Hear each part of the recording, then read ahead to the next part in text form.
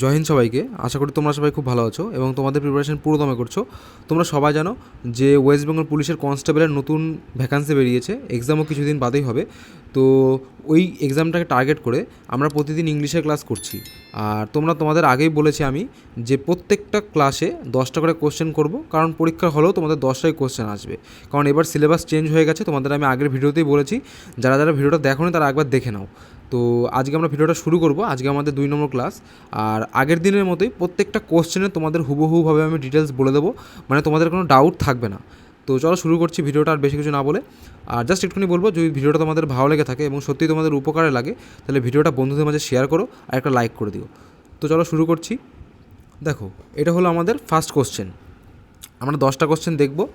তো কী বলেছে যে read the sentence carefully and choose the option that has an error. মানে এই সেন্টেন্সটাকে তোমাকে পুরো পড়তে হবে, বলতে পারো এইখান থেকে এতটা। এই সেন্টেন্সটা পড়ে তোমাকে বলতে হবে কোথায় এরর আছে বা কোথায় ভুল আছে। তোমাদের হাতে 15 সেকেন্ড টাইম, 15 সেকেন্ডের মধ্যে করার চেষ্টা করো, তারপর আমি অ্যান্সার এমনি বলে দেবো।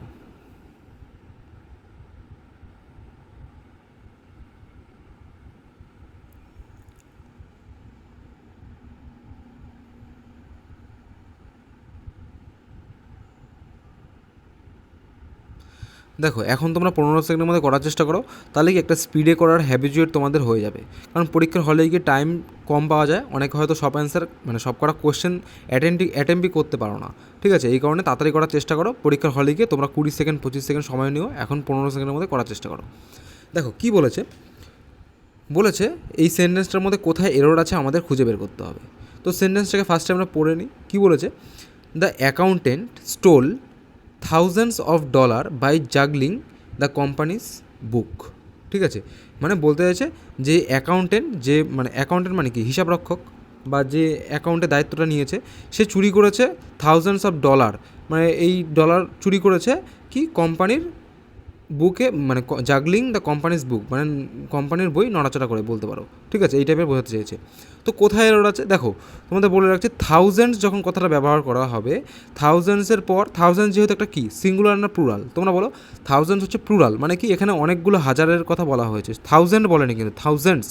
এই কারণে থাউজেন্ডস অফ ডলার না হয়ে যাবে ডলার্স। যদি এখানে থাকতো DOLLARS ডলার্স থাকতো, তাহলে আমরা এখানে কোথাও ভুল দেখতাম না বা কোথাও ভুল হতো না। এখানে যেহেতু থাউজেন্ডস অফ ডলার আছে, ডলার না হয়ে যাবে ডলার্স। এই কারণে এইটা হবে আমাদের সঠিক অ্যান্সার, থাউজেন্ডস অফ ডলার্স হবে। এখানে ডলার আছে। ক্লিয়ার? বুঝতে পারলে? তোমাদের কিন্তু নিয়মটা আমি বলে দিলাম। নেক্সট কোশ্চেন কী বলেছে, যে সিম্পলি তোমাকে বলতে হবে অ্যাক্টিভ ভয়েস থাকলে প্যাসিভ ভয়েসে করতে হবে, প্যাসিভ ভয়েস থাকলে সেটাকে অ্যাক্টিভ ভয়েসে করতে হবে। ওয়েস্ট বেঙ্গল পুলিশের কনস্টেবলে অ্যাক্টিভ ভয়েস, প্যাসিভ ভয়েস, তারপরে ইনডাইরেক্ট স্পিচ, ন্যারেশন, মানে এগুলো টাইপের কিন্তু কোশ্চেন থাকবে। তো সবকটাই একটা করে আছে, কোনো চিন্তার কারণ নেই। তো বলতে হবে এই সেন্টেন্সটার মানে প্যাসিভ ভয়েস কী হবে। এটা অ্যাক্টিভ ভয়েসে দেওয়া আছে, বলতে হবে প্যাসিভ ভয়েস কী হবে, বলো। নিজেরা করার চেষ্টা করো।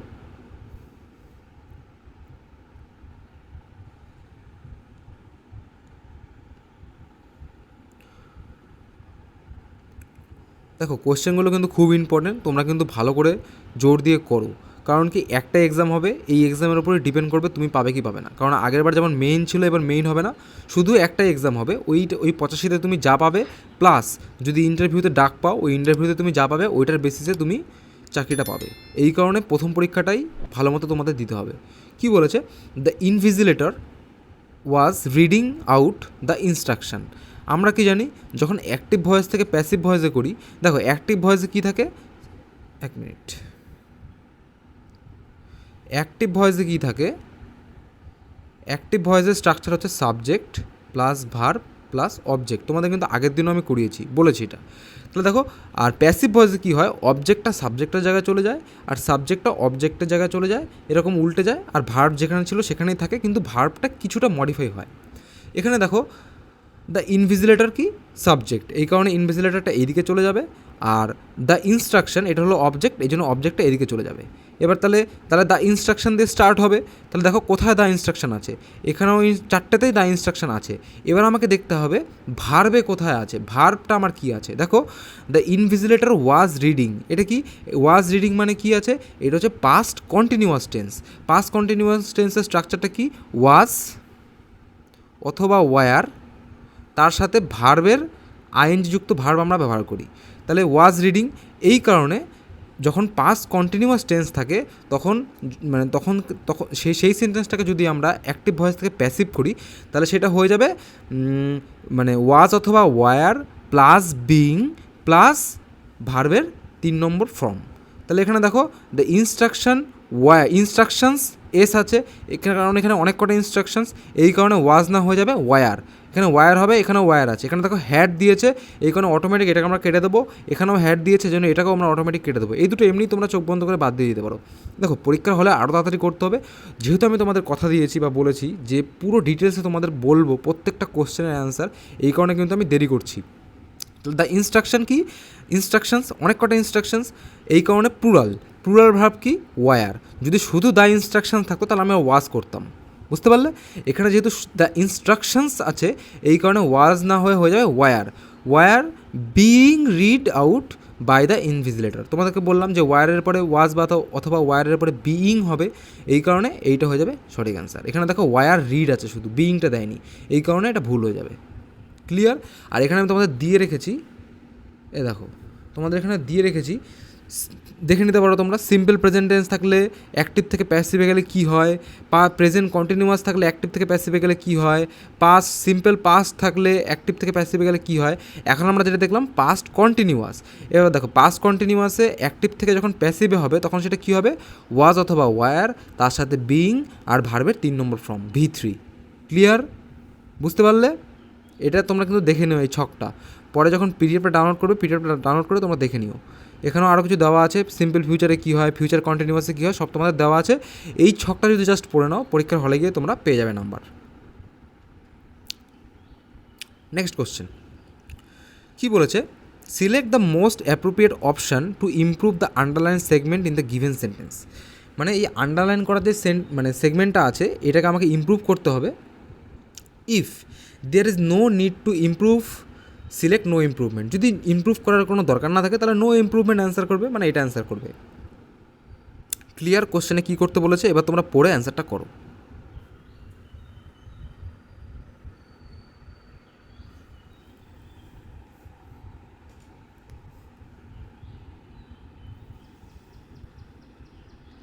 সোজা কিন্তু আর এই টাইপের কোশ্চেনে কিন্তু আসবে।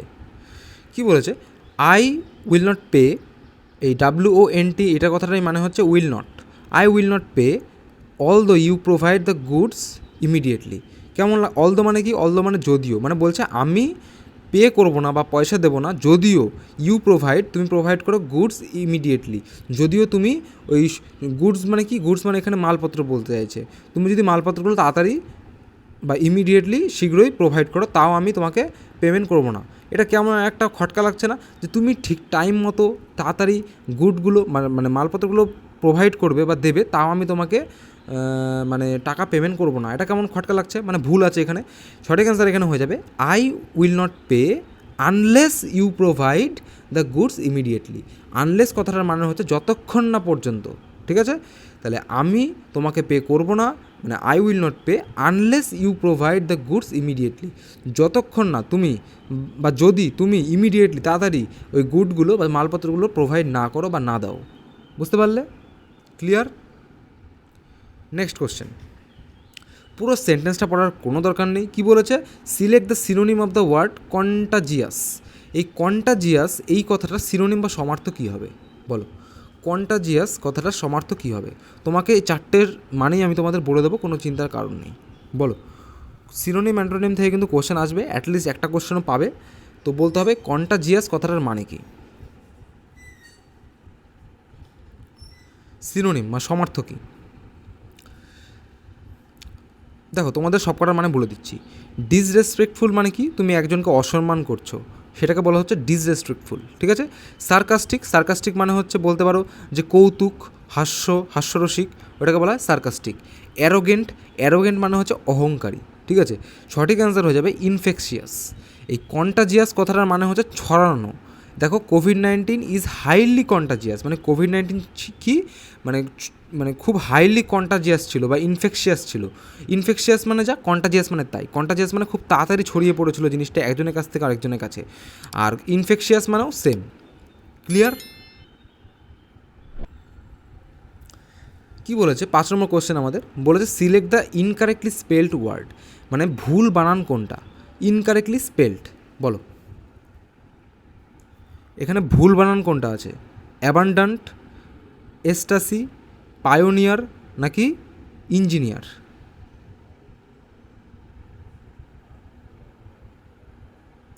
দেখো তোমাকে মানেগুলো বলে দিচ্ছি। অ্যাবান্ডেন্ট মানে হচ্ছে প্রচুর বা যথেষ্ট পরিমাণে, ঠিক আছে। পায়োনিয়ার মানে হচ্ছে পথ প্রদর্শক, যদিও এইটাই হচ্ছে তোমার সঠিক অ্যান্সার হবে, কারণ এই বানানটাই ভুল আছে। ইঞ্জিনিয়ার মানে সবাই জানো। আর এস্টাসি মানেটা আমার ঠিক মনে পড়ছে না, তোমরা একটু গুগলে সার্চ করে দেখে নিও, আমার মানেটা ঠিক মনে পড়ছে না, কারণ ভুল বলে তো লাভ নেই, আমার সত্যি মানেটা এখন মনে পড়ছে না। তো অ্যাবান্ডান্ট মানে বললাম প্রচুর, অ্যাবান্ডান্ট মানেটাও সঠিক আছে, এস্টাসি বানানটাও সঠিক আছে, ইঞ্জিনিয়ার বানানটাও সঠিক আছে, একমাত্র পায়োনিয়ার বানানটাই ভুল আছে। পায়োনিয়ারের সঠিক বানানটা হবে PIONEER, NEER। পায়োনিয়ার মানে পথ প্রদর্শক, এইটা হবে সঠিক বানান। ক্লিয়ার? নেক্সট কোশ্চেন, 6 নম্বর question, find the word which can be replaced for the given sentence, মানে বলতে পারো ওয়ান ওয়ার্ড সাবস্টিটিউশন। মানে এই যে সেন্টেন্সটা দেওয়া আছে, এই সেন্টেন্সটাকে একটা শব্দের মধ্যে লিখলে কি হবে? কি বলেছে? The point where the earth and sky seems to meet, মানে একটা পয়েন্ট, একটা বিন্দু যেখানে পৃথিবীর একদম কোণা আর আকাশেরও একদম কোণা মিট করছে, সেটাকে আমরা কি বলবো? বলো।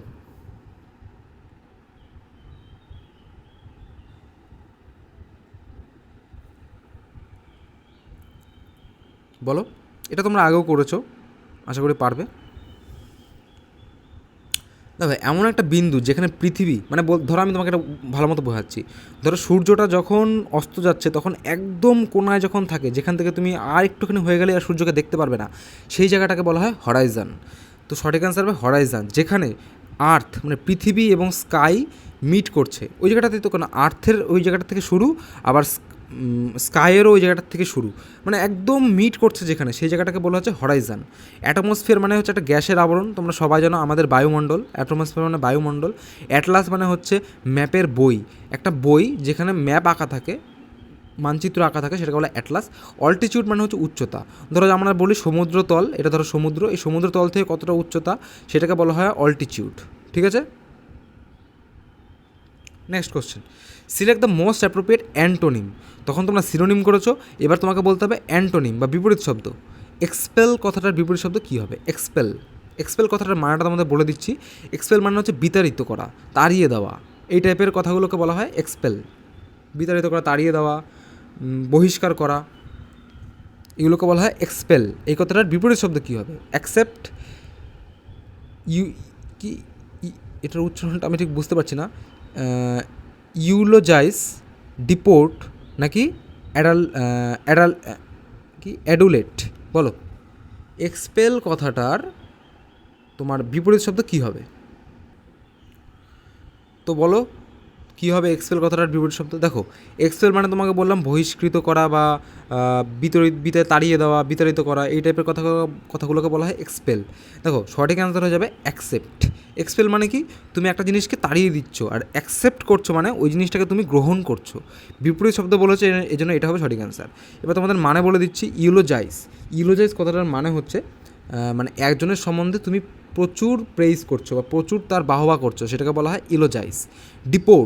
ডিপোর্ট কথাটা যা মানে এক্সপেল কথাটা সেম মানে, যদি বলতো সিনোনিম তাহলে আমরা ডিপোর্ট অ্যান্সার করতাম। ডিপোর্ট কথাটার মানেই হচ্ছে একজনকে তাড়িয়ে দেওয়া, ঠিক আছে। আর অ্যাডুলেট কথাটার মানে হচ্ছে সেম, মানে কাউকে তুমি খুব বেশি করে প্রেইজ করছো বা বাহবা দিচ্ছ, উৎসাহিত করছো, সেটাকে বলা হয় অ্যাডুলেট, ঠিক আছে। তাহলে এক্সপেল কথাটার বিপরীত শব্দ হয়ে যাবে অ্যাকসেপ্ট। আমাদের 8 নম্বর কোশ্চেন বলতে হবে select the most appropriate option to fill in the blank. এই ফিল ইন দ্য ব্ল্যাঙ্কে কোন অপশানটা বসবে? দ্য ট্রেনস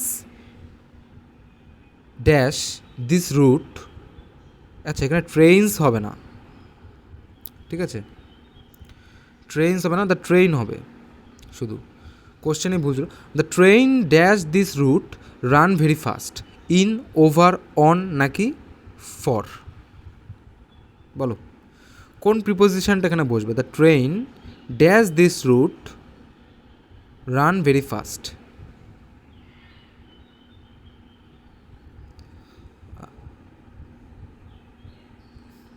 দেখো, the train on this route, যখনই কোনো মানে এখানে বাংলাটা দেখো কী বলতে চেয়েছে, এই পথের যে ট্রেনগুলো আছে রান ভেরি ফাস্ট, খুব তাড়াতাড়ি রান করে, খুব তাড়াতাড়ি যায়।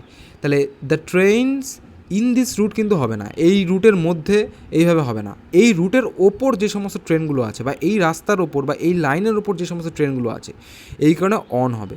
ওভার কথাটা কখন আমরা ব্যবহার করি? ওভার কথাটা ব্যবহার করি যখন মাথার ওপর দিয়ে বোঝা যাচ্ছে, ওভার। আর ফর মানে জন্য, সবাই জানো। ইন আর অনের মধ্যে তোমাদের মানে একটু কনফিউশন হচ্ছিলো, কিন্তু অন হবে সঠিক অ্যান্সার। এই রুটের ওপর, এই রুটের মধ্যে না, কিন্তু এই রুটের ওপর যে সমস্ত ট্রেনগুলো আছে খুব তাড়াতাড়ি বা খুব স্পিডে যায়। ক্লিয়ার? আমাদের 9 নম্বর কোশ্চেন, আর দুটো কোশ্চেন বাকি আছে। এটাকে বলা হয় প্যারাজাম্বলড, ঠিক আছে। কি বলেছে, এই S1 আর S6, এটা একটু কঠিন কোশ্চেন, তোমরা হয়তো নাও পারতে পারো, তাও বলে দিচ্ছি। এই S1 আর S6 ঠিক জায়গায় আছে, কিন্তু ABCD এই চারটে উল্টোপাল্টা করে দেওয়া আছে। তোমাকে এমনভাবে এই সেন্টেন্সটা বানাতে হবে যাতে S1-এর পরে কী বসবে, তারপরে কী বসবে, এরম করতে করতে S6-এ যেটা হবে সেটা, S1 আর S6 হচ্ছে ফিক্সড। তোমাকে বলতে হবে এই মিডিলে কী অনুযায়ী বসবে, ঠিক আছে। ABCD হিসেবে বসবে, BCAD হিসেবে বসবে, বা যেটাই বসবে না তোমাদের বলতে হবে। তোমরা পড়ে বলার চেষ্টা করো, আর না পারলে আমি তোমাদের বলে দিচ্ছি।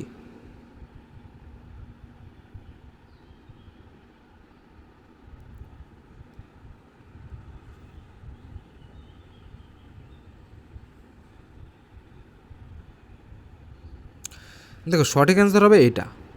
কী হবে? With the problem of population explosion persisting uncurbed in India, বিতে কী বলেছে? The people have to face a constant shortage of food grains and ever increasing cost of commodities. মানে বলতে চাইছে with the problem of population explosion, মানে এই পপুলেশনের যেই স্ফীতটা, explosion মানে স্ফীত হয়ে যাচ্ছে, যে পপুলেশনটা বাড়ছে, এই পপুলেশন এক্সপ্লোশনের জন্য কি ইন্ডিয়াতে, ভারতে, the people have to face a constant, মানে মানে জনগণদের ফেস করতে হচ্ছে কনস্ট্যান্ট, মানে একদম অবিরাম, shortage of food grains and কি মানে খাবারের শর্টেজ এবং ever increasing cost of commodities, মানে জিনিসপত্রের দাম যে বেড়ে যাচ্ছে, এটা মানুষকে সহ্য করতে হচ্ছে। এখানে এটাই বলতে চেয়েছে। এটা একটু কঠিন ছিল, তোমরা না পারলেও ছেড়ে দিও, তবে ভুল করো না, অ্যাটলিস্ট না পারলে ছেড়ে দেবে, এটা একটু কঠিন ছিল। যাই হোক, আমাদের last question, select the most appropriate idiom of the given meaning. অন্য দিন কী থাকে, বুঝতে পারছো, ইডিয়ম করতে হবে। অন্য দিন কী থাকে, ইডিয়মটা দেওয়া থাকে কিন্তু তোমাকে মানে চুজ করতে হয়। এখানে মানেটা দেওয়া আছে, তোমাকে ইডিয়ম বলতে হবে কী আছে, তার মানে একটু কঠিন। কী বলেছে? Someone who takes a position for the sake of argument without believing in that, মানে বলতে চাইছে একজন যে কিনা কোনো কিছুকে সাপোর্ট করছে যদিও সে সেটাকে বিশ্বাস করে না। এটা হচ্ছে বাংলাটা। এবার বলতে হবে এটার মানে কি। Devil's advocate, ethnic cleansing, every cloud has a silver lining, আর ফায়ার অ্যান্ড ব্রিমস্টোন। তোমাকে আমি 4টে ইডিয়মের মানেই বলে দেবো, তার আগে তোমরা বলার চেষ্টা করো কী হবে।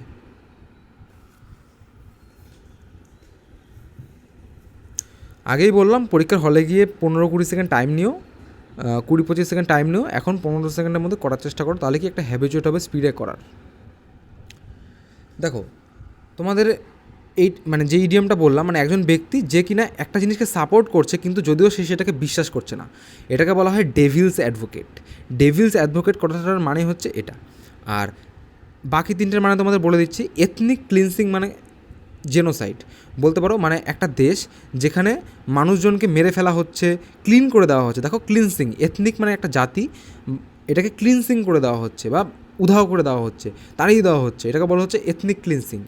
Every cloud has a silver lining, এই কথাটার মানে হচ্ছে প্রত্যেকটা খারাপ মুহূর্তের মধ্যেও একটা করে ভালো মুহূর্ত লুকিয়ে থাকে। বা এইভাবে দেখতে পারো যে খারাপ মুহূর্তের সময়ও মানুষের আশা হারানোটা উচিত না, বা একটা আশা থাকে। এটাকে বলা হয় every cloud has an silver lining. আর ফায়ার অ্যান্ড ব্রিমস্টোন এই কথাটার মানে হচ্ছে মানে ডেথের পরে বা মৃত্যুর পরে মানে যেই তোমার নরকে যাচ্ছে ব্যাপারটা, নরকে গিয়ে শাস্তি পাচ্ছে, সেইটাকে বোঝানোর জন্য বলা হচ্ছে ফায়ার অ্যান্ড ব্রিমস্টোন। ঠিক আছে, তোমাদের সবকটার মানে বলে দিলাম। এটা ছিল লাস্ট কোশ্চেন।